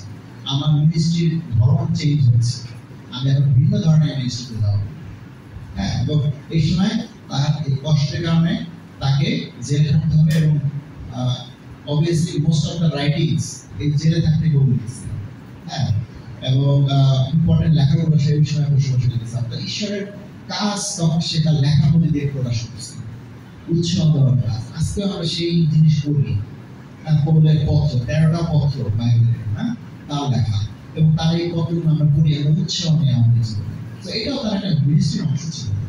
অথচ সে শারীরিকভাবে এখন পৌল আর আমাদের সাথে নাই, তার লেখা আমরা চিন্তা করার এত বছর পরেও সে আমাদের সাথে আছে, আমাদের উৎসাহ দিচ্ছে, পৌত্রতার এই কাজ তার জীবনে প্রতিষ্ঠা দিয়েছে। তো আজকে চিন্তা করে এই দ্বিতীয় দৃষ্টিভঙ্গি যে আমরা আসলে ভলেন্টিয়ার না, আমরা প্রতিজ্ঞাবদ্ধ, আমরা কমিটেড। হ্যাঁ, এবং পরবর্তী যে ধারণাটা আমরা দেখি যে পৌল এই দৃষ্টিভঙ্গি রাখে যে মিনিস্ট্রি করতে গেলে কিছু কষ্টের মধ্যে যেতে হবে। হ্যাঁ, সেটাও সে স্বীকার করছে। 22-23 পদ আমরা করতেছি। তো পৌল বলতেছে কি যে আমার জীবনে কোনো দাম নাই। তো 24 বলে যে কিন্তু আমার কাছে আমার প্রাণের কোনো দাম নেই। এই স্টেটমেন্টটা কি আপনি চিন্তা করেন তো, আপনার ক্ষেত্রে কি প্রযোজ্য, আমার ক্ষেত্রে কি প্রযোজ্য? আমি বলতে পারি যে আমার জীবনে কোনো দাম নাই। আমরা যারা বিশ্বাসী যেমন প্রভুকে যিশু প্রভু বলে স্বীকার করছি, আমরা বলছি যে আমার জীবনে কোনো দাম নাই, ইউ আর দ্য লর্ড, তুমি যেভাবে চালাবে আমি সেভাবে চলবো, তুমি আমাকে যেভাবে গাইড করবে সেভাবে গাইড হবো, পরিচালিত হবো, আমার জীবনে কোনো দাম নাই। তো আমরা যারা মিনিস্ট্রিতে কমিটমেন্টে যাই, তারা আসলে এই স্বীকার করে নেয় যে আমার জীবনে কোনো দাম নাই, ঈশ্বরের জন্য আমি যে কোনো কিছু করতে রাজি আছি। এই কমিটমেন্ট নিয়েই তারা আসে জীবনে, যে আমার জীবনে কোনো দাম নাই, আমি কমিটেড টু দ্য লর্ড। মানে আমার উইলিংনেস, না আমি প্রভু আমার জন্য মারা গেছে, বাট আমি তার মিনিস্ট্রি করতে গিয়ে মারা যেতে প্রস্তুত আছি। এটা মানে হচ্ছে তাই যে আমার জীবনে কোনো দাম নাই। হ্যাঁ, দুই রকমের ওয়েতে আমরা আজকাল দেখি আমাদের খ্রিস্টীয় জীবনযাপন হয়। একটা হচ্ছে যে চমৎকার ভাবে আপনি বিশ্বাসী জীবনযাপন করবেন, ভালো একটা জীবন, ভালো একটা ক্যারিয়ার, ভালো একটা গাড়ি বাড়ি, সোসাইটি, পড়াশোনা, সবকিছু মানুষ এখানে দেখে ভালোভাবে ওয়াও এরা খ্রিস্টান, দেখো তাদের ফ্যামিলি কত সুন্দর, ঈশ্বরের আশীর্বাদ, হ্যাঁ, তাদের জীবনে কোনো সমস্যা নাই। অবভিয়াসলি এই ধরনের লাইফ আছে খ্রিস্টানদের, ঠিক কথা, তাতে কোনো অভাব নেই, তারা ভালো আছে, সুখে শান্তিতে আছে, জীবনযাপন করতেছে, দিস ইজ লাইফস্টাইল। হ্যাঁ, এবং আমি মনে করি যে মোস্ট অফ আস আমরা তো সেরকম স্বপ্ন ডিজায়ার করি, আমাদের সেরকম একটা লাইফস্টাইল। হ্যাঁ, আরেকটা লাইফস্টাইল আছে যেটা অতটা জনপ্রিয় নয় প্রথমটার মতো, সেটা কি যে আপনি আপনার এই সুন্দর লাইফস্টাইলে পাঁচ কাটের জীবনযাপন করতে পারেন। আরেকটা জীবন আছে, হ্যাঁ, এবং সেই জীবনটা কিরকম যে আপনি আপনার নিজের টাকা পয়সা, আপনার মেধা, আপনার সময়, আপনি নিজের জন্য, নিজের উপভোগের জন্য, নিজের ক্যারিয়ার করার জন্য, নিজের সোসাইটিতে প্রতিষ্ঠিত হওয়ার জন্য সবটুকু ব্যবহার না করেও আপনি এগুলো ব্যবহার করতেছেন ঈশ্বরের জন্য, তার মিনিস্ট্রির জন্য, তার মানুষের জন্য, অন্যের জন্য আপনি দিচ্ছেন। হ্যাঁ, আপনি সেবা করতেছেন, আপনি সময় দিচ্ছেন, আপনার ট্যালেন্ট দিচ্ছেন, আপনার টাকা পয়সা খরচ করতেছেন। হ্যাঁ, এবং আপনার যে আরো ভালো জীবনযাপন করতে পারতেন সেই লাইফটাকে আপনি ইচ্ছাপূর্বক পাশ কাটে গেছেন, সেই লাইফস্টাইল আপনি যেতে চান না, বা সেই লাইফস্টাইল আপনি থাকেন না। তাই বলবো যে এরকম একটা লাইফস্টাইলও আছে আমাদের খ্রিস্টানদের মধ্যে, যারা আসলে উইলিংলি এই কাজটা করে, এটা ন্যাচারাল না। আমি বলবো যে প্রথমটা হয়তো আমাদের ন্যাচারাল টেন্ডেন্সি, হ্যাঁ, কিন্তু সেটা আমরা ডিজায়ার করি অনেকেই, বেশিরভাগ। কিন্তু এই লাইফস্টাইলটা কম অ্যাট্রাকটিভ মনে হলো, but it is a powerful kind of lifestyle, যেটা আসলে ইম্প্যাক্টফুল লাইফস্টাইল, অন্যের জীবনে প্রভাব ফেলে এই লাইফস্টাইল। হ্যাঁ, আমি জানি না, কেউ একজন আমাকে বলছে যে ঈশ্বরের জন্য কাজ করতে গেলে either you need to be very financially solvent person or you need to be very poor person, anyway you will sustain. হ্যাঁ, কোনো এক ভাবে আপনি টিকে যাবেন যদি এই ধরনের মাইন্ডসেট থাকে। আসলে তাই, আসলে মনের দিকে আমাদের আসলে গরিব মনে করাই উচিত। হ্যাঁ, কিন্তু we are rich in God. হ্যাঁ, তো দুই রকমের মনোভাব থাকলে আসলে আপনি ঈশ্বরের মিনিস্ট্রিতে টিকতে পারবেন। তো যদিও আপনার ক্ষমতা আছে, আপনার ট্যালেন্ট আছে, আপনার অ্যাবিলিটি আছে, বাট ইউ ডেলিভারেটলি ডিসাইডেড যে আমি ওইভাবে জীবনযাপন করবো না, আমি অন্যের জন্য জীবনযাপন করবো। তো আজকে প্রশ্ন হচ্ছে যে আপনি কোন ধরনের লাইফস্টাইল করছেন, প্রথম পদ্ধতিতে না দ্বিতীয় পদ্ধতিতে? যদি আমরা মিনিস্ট্রি করার মনোভাব রাখি, খ্রিস্টীয় মনোভাব রাখি, আমি বলবো ইম্প্যাক্টফুল লাইফ রাখতে চাই, অন্যের জীবনে প্রভাব ফেলতে চাই মণ্ডলী হিসাবে, তাহলে আমাদেরকে আসলে দ্বিতীয় ধরনের লাইফস্টাইল বেশি উপস্থিত হওয়া দরকার। হ্যাঁ, আমি আপনাদেরকে চ্যালেঞ্জ করি, যারা এই ধরনের লাইফস্টাইল পছন্দ করেন, আপনি চিন্তা করে দেখেন, this is the lifestyle Bible আসলে সাপোর্ট করে, এই ধরনের লাইফস্টাইল বলে, এবং এটার ইম্প্যাক্ট হচ্ছে মণ্ডলীর গ্রোথ। হ্যাঁ, তো আমরা 30 বছর হতে যাচ্ছে না, আগামী বছর মার্চ মাসের 9 তারিখ। হ্যাঁ, তো আমরা 30 বছর উদযাপন করতে যাচ্ছি মার্চের 9 তারিখ, আগামী বছর মণ্ডলী 30 বছর বয়স হয়ে গেছে। তো কিন্তু আমরা এখানে 25 বছরের উপরে এই গ্রুপের সাথে জড়িত। আজকে চিন্তা করে দেখি যে আমাদের গ্রোথ, আমরা অনেক কিছু দেখছি এই 25 বছরে, অনেক আপস এন্ড ডাউনস, অনেক গ্রোথ, অনেক কলাপস। হ্যাঁ, তো যারা এরকম চিন্তা করি, তো আমাদের আসলে লাইফস্টাইল আমরা কোথাও হারাই গেছি, কোন ধরনের লাইফস্টাইল আমরা অ্যাডপ্ট করছি, আমাদের গ্রোথ মনোভাব যখন মণ্ডলীর গ্রোথে গেছে, চিন্তা করেন তো তখন আমাদের লাইফস্টাইল কেমন ছিল। এখন মণ্ডলীর গ্রোথ সীমিত হয়েছে, যদি আপনি স্বীকার করেন তাহলে চিন্তা করেন তাহলে কোন ধরনের লাইফস্টাইল আমরা আছি। আপনি খারাপ বলছে মানুষজন আপনাদেরকে, এখন না, ভালো বলতেছে। আগে ছিলাম কোনো রকম স্টুডেন্ট মানুষ, টিউশনি করে কোনো রকম একবেলা দুই বেলা খাইছি তো খাই নাই, পকেটের সবসময় টাকা পয়সার অভাব, কিন্তু আমি তো ফ্রুটফুল ছিলাম প্রচুর। এখন তো আমার টাকা পয়সার অভাব নেই। হ্যাঁ, জায়গা বাড়ি, ক্যারিয়ার, ফ্যামিলি সবই আছে, মানুষ তো খারাপ বলে না, ভালোই বলতেছে। হ্যাঁ, কিন্তু আমার গ্রোথ কমে গেছে, আমি স্বীকার করি, আই কনফেস আমার গ্রোথ আর আগের মতো গ্রোথ নেই। হ্যাঁ, আগে যা করছি এখন সেটা করি না, আমার লাইফস্টাইল চেঞ্জ হয়ে গেছে, আমার গ্রোথের প্রোডাক্টিভিটি কমে গেছে, আমি মোর লাইক ফার্স্ট গ্রুপে করি, আমার মনোভাব ফার্স্ট গ্রুপের মতো হয়ে গেছে। অথচ আমি যখন কমিটমেন্টে ছিলাম তখন আমি দ্বিতীয় কমিটমেন্ট নিয়ে আরম্ভ করছি, দ্বিতীয় ধরনের লাইফস্টাইলে। তো আমি মনে করি যে কখনো এটা টু লেট না, আমরা এখনো চেঞ্জ হতে পারি, এখনো আমাদের মনোভাব মিশন ঠিক করতে পারি। আজকে ঈশ্বর যীশু খ্রিস্ট মারা গেছেন, রক্ত দিয়েছেন, বা আপনাকে পরিত্রাণ দিয়েছেন একটা মিনিস্ট্রি দিয়ে, একটা পারপাস দিয়ে। হ্যাঁ, আপনি কি সেটার প্রতি অনেস্ট কিনা? হ্যাঁ, তো আজকে সেটাতে আমরা রেসপন্স করি। অবভিয়াসলি প্রকাশিত বাক্যে একটা মণ্ডলী বিষয় বলছিল যে তোমরা হচ্ছে লুকওয়ার্ম। হ্যাঁ, এই ইফিসিয়ান মণ্ডলীকেই বলা হয়েছে ইউ আর দ্য লুকওয়ার্ম। তো মানে নাতিশীতোষ্ণ মণ্ডলী, তোমাদের বিশ্বাসে তোমরা নাতিশীতোষ্ণ হয়েছে। দেখো, চিন্তা করে তোমাদের প্রথম ভালোবাসা কেমন ছিল, সেই ভালোবাসা থেকে তোমরা পড়ে গেছো এবং তোমরা এখনো নাতিশীতোষ্ণ হয়ে গেছো। তোমরা না গরম না ঠান্ডা, আমি তোমাকে মুখে থুতুর মতো ফেলে দেবো। হ্যাঁ, তো তারা যে খুব খারাপ ছিল তা বলবো না, সমাজে তারা অ্যাকসেপ্টেড, ভালো মানুষ ছিল ইফিসিয়ান মণ্ডলী বলছে, কিন্তু জিসাস বলতেছে যে আমি তোমাকে থুতুর মতো ফেলে দেবো।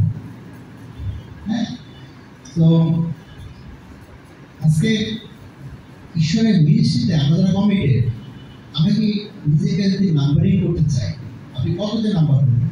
1 থেকে 10 এর মধ্যে 3, 4, 5, 6। আপনি তো লুকওয়ার্ম, মাঝামাঝি 50-50, না গরম না ঠান্ডা। 7, 8, 10-এ 8, 9।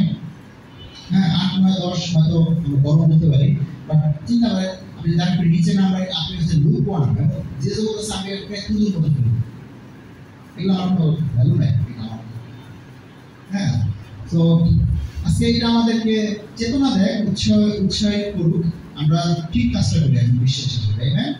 তো প্রত্যেকেই আসলে বাক্য এটাও স্বীকার করে যে আমরা এই কঠিন জীবনে প্রত্যেকেই যাবো, বলে যে যারা বিশ্বাসী, যারা মিনিস্ট্রি পথ, যারা কমিটেড, তাদের জীবনে তাড়না থাকবে।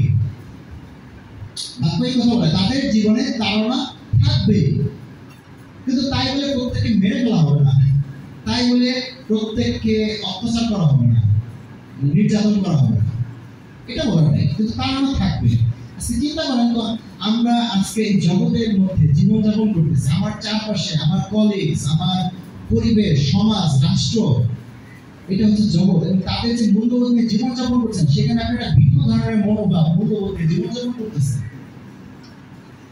এবং আপনার কাজগুলোতে তারা সুযোগ নিচ্ছে আপনার মনোভাবের কারণে, আপনাকে পাশে চাপাই দিচ্ছে, এবং আপনি বুঝতে পারতেছেন যে আমার মনোভাবের কারণে তারা আমাকে সুযোগ দিচ্ছে, এবং আপনি এটা একটা তাড়না না, আপনার জন্য একটা অত্যাচার, নিজের সাথে আপনি নিজে যুদ্ধ করতেছেন যে আমি কি কম্প্রোমাইজ করবো কি করবো না, আমি মিথ্যা কথা বলবো কি বলবো না, আমি সৎ হবো কি হবো না, হ্যাঁ, আমি কি একটু এই কাজ করবো কি করবো না, একবারই তো।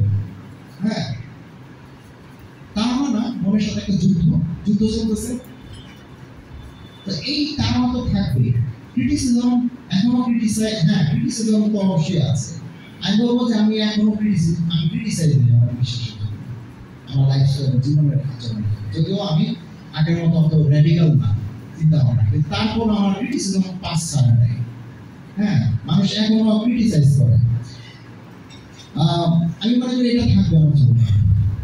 আমি এটা মেনে নিছি, এই ক্রিটিসিজমের কারণ হয়তো আমাকে জিসাস হয়তো চুজ করে নেয় অত্যাচারিত হওয়ার জন্য, হয়তো চুজ করে নেয় আমাকে মেরে ফেলার জন্য, পার্সিকিউট করার জন্য, হয়তো ম্যাক্সিমামে এই সুযোগ হবে না আপনাদের জীবনে, কিন্তু তাড়না থাকবে। হ্যাঁ, আমি মনে করি এই মনোভাব রাখা দরকার আমাদের।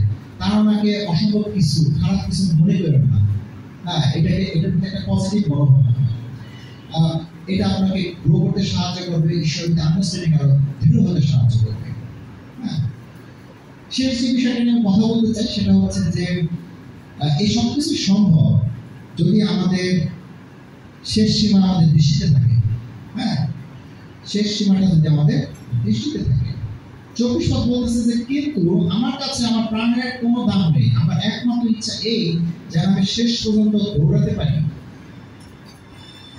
অর্থাৎ প্রভু যিশু যে কাজের ভার আমাকে দিয়েছেন তা শেষ করতে পারি। সেই কাজ হলো ঈশ্বরের দয়া শুকরিয়া বিশেষ সাক্ষ্য দেওয়া।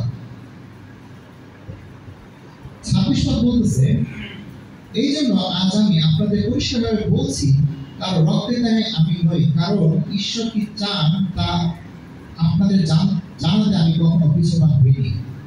হ্যাঁ, সো আমাদের যদি শেষ সীমার প্রতি দৃষ্টি থাকে তাহলে কোনো তাড়না, হ্যাঁ, কোনো আমাদের প্রতিজ্ঞা, আমাদের মিনিস্ট্রি, আমাদের প্রতিজ্ঞা, আমাদের তাড়না, পূর্ণ জীবন, হ্যাঁ, সেগুলো আমাদেরকে বেঁধে রাখতে পারবে না।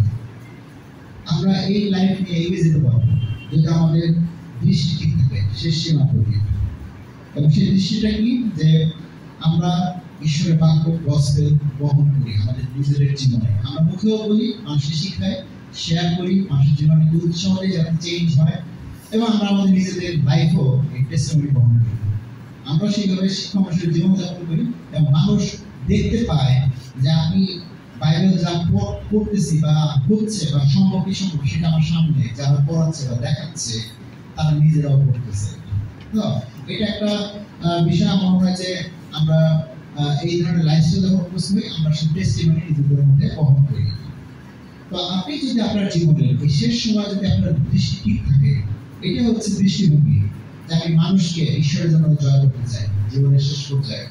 হ্যাঁ, সেটাই বলতেছে, আমি শেষ পর্যন্ত দৌড়াতে চাই। এবং লাস্টের কথাটা রক্তের ব্যাপারটা বলছে না, আপনি চিন্তা করেন যে আজকে আপনি এমন একজনকে ঈশ্বর বাক্য বলছে, সে পরিত্রাণ পেয়েছে তার জীবনে, আপনার বলার কারণে ঈশ্বর কাজ করছে তার জীবনে, আপনি তাকে তার মৃত্যু হাত থেকে অনন্ত মৃত্যু বা শাস্তির থেকে রক্ষা করতে পারছেন। কোন আসলে সেটাই বলতেছে যে আমি কারো রক্তের দায়ী না, কারণ আমি যেখানে যেখানে সুযোগ পাইছি সব জায়গায় ঈশ্বর বাক্য করেছি, সব জায়গায় মানুষকে কল করছি যাতে তারা মন পরিবর্তন করে, তার মন ফেরে। আমাকে কেউ দায়ী করতে পারবে না যে পৌল আমাকে তো বলে নাই, আমি তো সুযোগ পাই নাই, আমার এই মৃত্যুর জন্য আসলে পৌল দায়ী, আমার ভুল পথে ভুল কিছু করার জন্য পৌল দায়ী। তো তার বিবেক সে পরিষ্কার রাখছে যে আমি কারো রক্তের জন্য দায়ী না, কারো মৃত্যুর জন্য, কারো ভুল পথে যাওয়ার জন্য আমি দায়ী না, আমি আমার দায়িত্ব ঠিক মতো পালন করছি। I'm honest to my feelings. এবং শেষ পর্যন্ত দৌড়েছি এবং মানুষের কাছে বলছি পরিত্রাণের পথ কি। আজকে শেষ করতেছে এই কথাটা বলে যে আজকে মনে করেন যে আপনার গিফট হয়তো প্রচার করা না, আপনার গিফট হয়তো শিক্ষা দেওয়া না, হ্যাঁ, কিন্তু আপনি চিন্তা করে দেখেন আপনার যদি আপনি গ্রো করতে পারে ঈশ্বরের প্রতি আন্ডারস্ট্যান্ডিং এ, যে আসলে ঈশ্বরের উদ্দেশ্য কি আমাদের জীবনে, মানুষের জীবনে, সেই আন্ডারস্ট্যান্ডিং আপনি গ্রো করতে পারবেন একজন বিশ্বাসী হিসেবে, এবং এটা আপনি মানুষের সাথে শেয়ার করতে পারবেন আপনার এই আন্ডারস্ট্যান্ডিং। এবং এর জন্য ঈশ্বর আপনার কাছে নতুন নতুন গিফট দেবেন, আপনি সেই গিফটগুলো পেতে পারেন। হ্যাঁ, আপনি যখন ব্যবহার করবেন তখন ঈশ্বর আপনাকে আরো নতুন নতুন গিফট দেবেন। তো আসুন সেখান থেকে আরম্ভ করি, আমরা ঈশ্বরের বাক্য বুঝি, আমাদের জীবনে ঈশ্বর পরিকল্পনা বুঝি এবং সেটা আমাদের কাছে শেয়ার করি। এর মধ্যে দিয়ে আসলে পথ চলা আরম্ভ হয়, এর মধ্যে দিয়ে ঈশ্বর তার গিফট দেন। আসলে সেই কথায় বিশ্বস্ত থাকি, ঈশ্বর আমাদের প্রত্যেককে আশীর্বাদ করে। আমার ভাই বোনেরা, এই সময় আমরা গরিবদের জন্য দান সংগ্রহ করবো। গরিবদের শর্ট করে আমরা দান রাখি এবং এটি পরবর্তীতে একটা পোর প্রজেক্টের মাধ্যমে তাদের সেবার জন্য ব্যবহৃত হবে। আমরা এই সময় গান করবো এই কমন দান।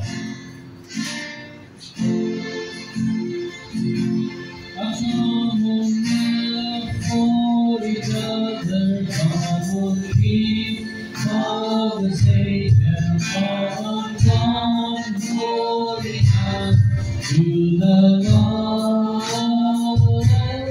Come on, stand when we ready. Come on, hope of tomorrow. Come on, John, with the truth of the word. Come on now for each other, come on keep God the Savior, come on holding us to the Lord. Come on stand when we're weary, come on hope of tomorrow, come on down in the truth of the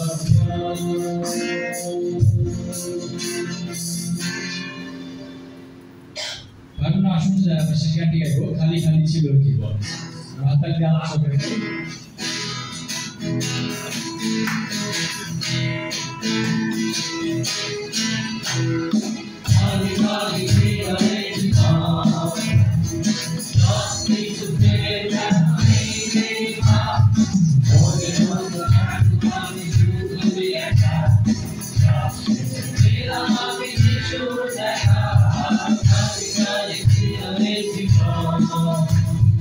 সবকিছু যেন নেই ভাব মনে হতো যেন আমি শুধু একা সব শেষে পেলাম আমি কিছু দেখা তাই কাঁদতো জীবন ভরে কাঁদতো জীবন ভরে কাঁদতো জীবন ভরে যিশুর প্রেমে পূর্ণ করে আমি কাঁদবো জীবন ভরে কাঁদবো জীবন ভরে কাঁদবো জীবন ভরে মরবে দেব আপন করে মরবে দেব আপন করে কোন পথে যাবো আমি জানতাম না যিশু বললেন আমি যে পথ মৃত্যুর ঝড়ে ভরেছিল মন যিশুই সত্য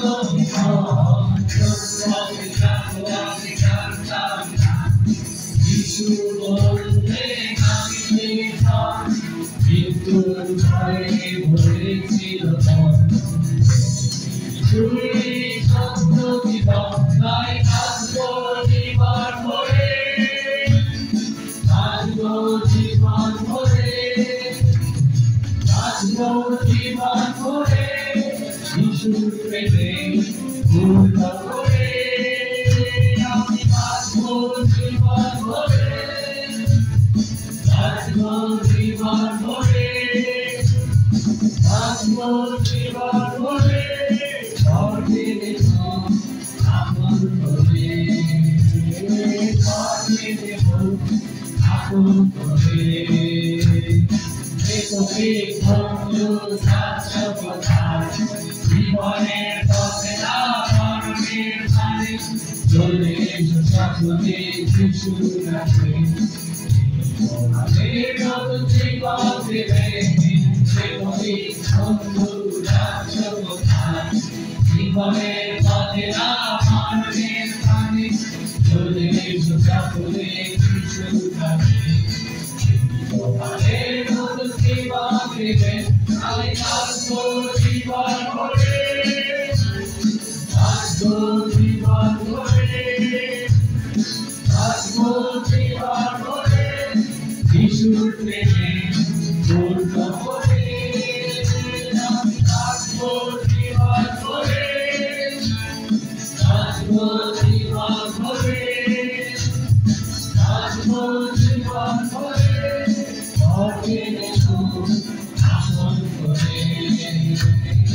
মরবে দেব আপন করে মরবে দেব আপন করে আমি টিভিসিতে দরকার সকলকে মন্ডলীর পক্ষ থেকে আরেকটিবার ধন্যবাদ এবং শুভেচ্ছা জানাচ্ছি যে আপনারা ধৈর্য ধরে পক্ষ থেকে শুভেচ্ছা এবং একই সাথে কৃতজ্ঞতা ও ধন্যবাদ জানাই আমাদের ভাইগুলোকে তার চমৎকার সহযোগ এবং চ্যালেঞ্জিং প্রচার আলোচনা করার জন্য। সত্যি আসলে যে বিষয়টা ছিল শেষ পর্যন্ত দৌড়ানো এটা অনেক চ্যালেঞ্জিং, তাই না? এবং আমাদের ভাইগুলোর দেখা যাচ্ছে তিনটি পয়েন্ট মধ্যে সেই বিষয়গুলো তুলে ধরেছে। শেষ পর্যন্ত দৌড়ানো যেটা শুরুতে উনি বলেছেন আসলে লক্ষ্য স্থির করা, তাই না? যদি আমার লক্ষ্য থাকে যে আমি শেষ পর্যন্ত দৌড়াবো, যদি সেটা না থাকে তাহলে হয়তো আংশিক দৌড়ে আমরা সেটা শেষ করি, তাই না? খ্রিস্টান লাইফ বা আমরা এখানে যারা ডিসিপ্লিন হয়েছি, আমি জানি না যে আমরা আসলে কি কোন ধরনের আসলে লক্ষ্য স্থির করেছি। 1 বছর, 5 বছর, 20 বছর, 30 বছর না আসলে জীবনের শেষ মুহূর্ত পর্যন্ত আমি মনে হয় যে আমাদের মনে হয় যে জুয়েল ভাই সেই বিষয়টা স্পষ্ট করেছেন। আসলে একেবারে শেষ মুহূর্ত পর্যন্ত আসলে আমাদের দৌড়ানো সেই স্থির করতে হবে আর কি। যদি সেখানে আমাদের আসলে এতটুকু সে দ্বিমত থাকে বা এতটুকু যদি আসলে ঘাটতি থাকে তাহলে আসলে আমাদের খ্রিস্টান লাইফটা আসলে রিয়েলি চ্যালেঞ্জিং হয়ে যাবে। যে প্রকৃত আসলে আমরা খ্রিস্টান লাইফ লিড করতে পারবো কিনা, বা আমি যে লক্ষ্য নিয়ে বা ঈশ্বর আপনাকে আমাকে যে দায়িত্ব দিয়েছে। কারণ একদিন আরেকটি বিষয়ে আসলে তুলে ধরেছেন, সেটা হচ্ছে যে ট্যালেন্টের বা তালন্তের কথা বলা হয়েছে। ঈশ্বর আমাদেরকে এক একজনকে এক একটা তালন্ত বা এক একটা মেধা বা এক এক ধরনের দিয়েছেন। এখন হতে পারে যে তুমি ভালো কোচিং করতে পারেন, তাই না? তো আমাকে হয়তো অন্য একটা গুণ দিয়েছেন, আপনাকে হয়তো আরেকটা গুণ দিয়েছেন। যাকে যে গুণটা দিয়েছে সেটাকে আইডেন্টিফাই করা এবং সেটাকে নিয়েই আসলে আমাকে আমার লক্ষ্য স্থির করতে এবং প্রত্যেকটা কাজই আসলে একটা মিনিস্ট্রি হিসেবে তিনি সুন্দরভাবে আমাদের সম্মুখে তুলে ধরেছে। আমি বিশ্বাস করি যে আমরা এখানে প্রত্যেকে কোনো না কোনো পয়েন্ট আমরা ঠিক করতে পেরেছি, যেটা আমাদেরকে আসলে যদি কোনো লক্ষ্য স্থির করতে আমাদের এখনো যদি আমরা দ্বিধান্বিত থাকি, তাহলে আমাদের জন্য সুযোগ রয়েছে আমরা সেই লক্ষ্য স্থির করতে পারি। কিংবা যদি আমাদের কোনো জায়গাতে যদি এরকম না হয় যে না আমি জানি না আমার তালন্তটা কি বা আমার আসলে যোগ্যতা কি, আমি হয়তো সেটার জন্য ঈশ্বরের কাছে প্রার্থনা করতে পারি। তাহলে ঈশ্বর আপনাকে আমাকে আসলে জানিয়ে দিলেন যে জেমস তোমার তালন্ত হচ্ছে এটা, তুমি এটা নিয়েই তুমি সামনের দিকে আগাও, বা আমি এই জন্যই তোমাকে আসলে আমার রাজ্যে আসলে তোমাকে চুজ করেছি। সুতরাং ভাই বোনেরা, আমরা সেই জায়গাটা হয়তো চিন্তা করতে পারি এবং সেইভাবে যেন আমাদের আসলে খ্রিস্টান লাইফকে আমরা পরিচালিত করতে পারি এবং আমি বিশ্বাস করি সেটা আপনি আমরা উপকৃত হব, ঈশ্বর আসলে খুশি হবে, ঈশ্বর গৌরবান্বিত হবে। ঈশ্বর চান আপনারা আমাদের প্রত্যেকের জীবন যেন গৌরবান্বিত হন এবং সেই জন্যই তিনি আজকে আমাদেরকে এখানে ডেকেছেন। কৃতজ্ঞতা জানাই আমাদের ভাই চমৎকার বাক্যের জন্য তিনি জাতিকে আমাদের সম্পর্কে স্থাপন করেছেন। আমি বিশ্বাস করি পবিত্র আত্মার মধ্য দিয়ে তিনি আসলে আমাদের সম্পর্কে তুলে ধরেছেন। এই সময় চার্চের পক্ষ থেকে বেশ কয়েকটা দুইটা ঘোষণা রয়েছে, আমি একটু সেটা আপনাদের সম্মুখে তুলে ধরতে চাই। আর সেটা হচ্ছে আগামী শুক্রবার সার্ভিসের পরে কেকেসি প্রিন্টিং ওয়ার্কার যারা রয়েছে তাদের জন্য ওয়ার্কশপ রয়েছে। তো সুতরাং যারা এখানে ওয়ার্কার হিসেবে আছে সে অনুরোধ করা হচ্ছে আপনারা সময় নিয়ে আসে ঘোষণার পরে যাতে সে ওয়ার্কশপে যেন অংশগ্রহণ করতে পারে এবং কেকেসি প্রিন্টিং তাদের জন্য আসলে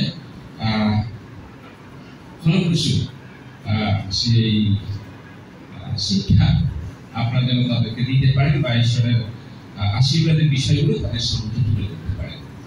দ্বিতীয়ত হচ্ছে অক্টোবরের 9 তারিখ 9, 10, 11 সোয়াম ক্যাম্প রয়েছে। আমরা এখানে যারা বাবা মারা রয়েছে যাদের বাচ্চা রয়েছে 9 থেকে 19 বছরের মধ্যে, তাদেরকে অনুরোধ করা হয়েছে যাতে আপনারা আপনাদের বাচ্চাদেরকে সোয়াম ক্যাম্পে অংশগ্রহণ করার জন্য যেন সে উৎসাহিত করতে পারেন। একই সাথে হচ্ছে আপনাদেরকে এটাও আসলে জানানো হচ্ছে যে সেখানে একটা ফি ধার্য করা হয়েছে 3000 টাকা রেজিস্ট্রেশন ফি। আপনার সেই টাকাটা দিয়ে হতে পারে যে আপনি আপনার বাচ্চার জন্য সিটটাকে যেন নিশ্চিত করতে পারেন। আর যারা এখনো করতে পারেন আপনারা পরিকল্পনা করতে পারেন যাতে এই টাকাটা আপনারা সংগ্রহ করতে পারেন। তারপরেও যদি কারো কোনো রকমের আর্থিক সমস্যা থাকে, অনুরোধ করা হচ্ছে সেই বিষয়টাও আমরা সোয়াম ক্যাম্পে যিনি আসলে বাংলাদেশের দায়িত্বে রয়েছেন তার সাথে যোগাযোগ করতে পারেন কিভাবে আপনার বাচ্চা সেই ক্যাম্পে অংশগ্রহণ করতে পারেন এবং সেটা নিশ্চিত করার জন্য। আজকের ফেলোশিপের পরে যারা এখানে লিডার্স গ্রুপে রয়েছে বা বিভিন্ন দায়িত্বে রয়েছে তাদেরকে ফেলোশিপের পরে 12টার দিকে অনুরোধ করা হচ্ছে সেই মিটিং অংশগ্রহণ করার জন্য। তো এই ছিল মোটামুটি ঘোষণা। তারপরে যদি আর কোনো ঘোষণা থেকে থাকে জানিয়ে দেওয়া হবে মিনিস্ট্রির মধ্যে থেকে। সবশেষে আমি ধন্যবাদ জানাতে চাই যারা প্রথমবারের মতো আমাদের এই সার্ভিসে অংশগ্রহণ করেছেন, তাদেরকে মন্ডলীর পক্ষ থেকে ধন্যবাদ জানাই এবং একই সাথে আপনাদেরকে জানাতে চাই যে শুধুমাত্র আজকের দিনের জন্য আমরা এখানে মিলিত হইনি। আমরা প্রতি শুক্রবার দিন সকাল 9টায় সকাল 10টাতে আমরা এখানে মিলিত হয়ে থাকি ঈশ্বরের বাক্যগুলো শেখার জন্য, জানার জন্য। আপনি সেখানে আমন্ত্রিত এবং একই সাথে হচ্ছে গিয়ে মিড উইকে অর্থাৎ রোববার দিনকে আমরা হোমলেস সার্ভিসে অংশগ্রহণ করে থাকি, যার সাথে বা যার মাধ্যমে আপনি আসছেন তার সাথে যোগাযোগ করতে পারেন। যদি আপনি অংশগ্রহণ করতে চান সেখানে অংশগ্রহণ করে ঈশ্বরের বাক্য আপনি সহযোগিতা করতে পারেন, ঈশ্বরের আশীর্বাদ লাভ করতে পারেন। এই হচ্ছে মোটামুটি ঘোষণা। তো আসলে আমরা প্রার্থনার মধ্যে দিয়ে আজকে আমরা ঘোষণা সার্ভিস শেষ। তোমাদের ধন্যবাদ জানাচ্ছি আরেকটিবার তুমি আমাদেরকে সুযোগ দিয়েছো যাতে আমরা তোমার সম্মুখে আসি এবং আমাদের জীবনের লক্ষ্য কি সেই লক্ষ্য যেন আমরা নির্ধারণ করি। আমরা অনেক সময় প্রলোভিত হই জাগতিকতা, জাগতিক বিভিন্ন মোহ আমাদেরকে সবসময় মুখ থেকে আসলে দূরে সরিয়ে নিয়ে যায়। আমরা হয়তো জাগতিক লক্ষ্য স্থির করি, কিন্তু তোমার রাজ্যের জন্য বা তোমার ধার্মিকতার জন্য কিংবা তোমার সাথে মিলিত হওয়ার জন্য কিন্তু অনেক সময় সেই লক্ষ্য স্থির করতে গিয়ে আমরা বাধাপ্রাপ্ত হই, অথবা দেখা যাচ্ছে যে হয়তো আংশিক লক্ষ্য আমরা স্থির করে থাকি, কিন্তু আমরা পরিপূর্ণভাবে তোমার দিকে আমাদের দৃষ্টি নিবদ্ধ করতে চাই প্রভু এই সময়, এবং আমরা সেই জীবনের শেষ মুহূর্ত পর্যন্ত আমরা দৌড়াতে চাই এবং তোমার সাথে তোমার রাজ্যে আমরা মিলিত হতে চাই। তুমি আমাদেরকে আশীর্বাদ করো, যদি আমাদের কোনো জায়গাতে দুর্বলতা থেকে থাকে, কোনো ধরনের যদি ঘাটতি থেকে থাকে, প্রভু যিশু নামে আমরা সেই প্রার্থনা চাই প্রভু, তোমার সেই পবিত্রতা দ্বারা, তোমার সেই বাক্য দ্বারা পরিপূর্ণ করো, যাতে আমরা সেই শেষ পর্যন্ত যেন দৌড়াতে পারি প্রভু। এবং যদি দৌড়ানোর পথে কোনো রকমের ঘাত প্রতিঘাত বা কোনো রকমের দুর্বলতা কাজ করে থাকে প্রভু, আমরা তোমার কাছে শক্তি চাই। তুমি আমাদেরকে আশীর্বাদ করো প্রভু, যাতে আমরা শক্তিকৃত হতে পারি এবং শেষ পর্যন্ত যেন দৌড়াতে পারি। এই সময় এখানে যারা উপস্থিত হয়েছে প্রভু, তোমার সেই পবিত্রতা দ্বারা, সেই বাক্য দ্বারা তোমাদেরকে সেই পরিপূর্ণ করো, আশীর্বাদ দ্বারা প্রভু, এবং আমাদেরকে সেই নিরাপত্তা দান করো প্রভু। আমরা যেন ফিরে যেতে পারি, তোমার সেই আশীর্বাদ নিয়ে যেন ফিরে যেতে পারি, শূন্য হাতে আমরা কেউ করতে চাই না।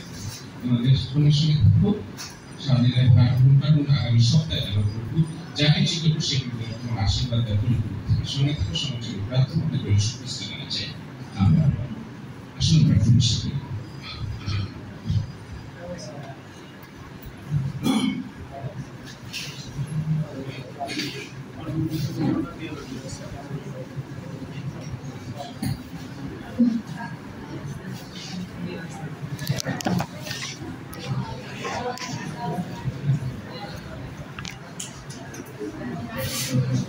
And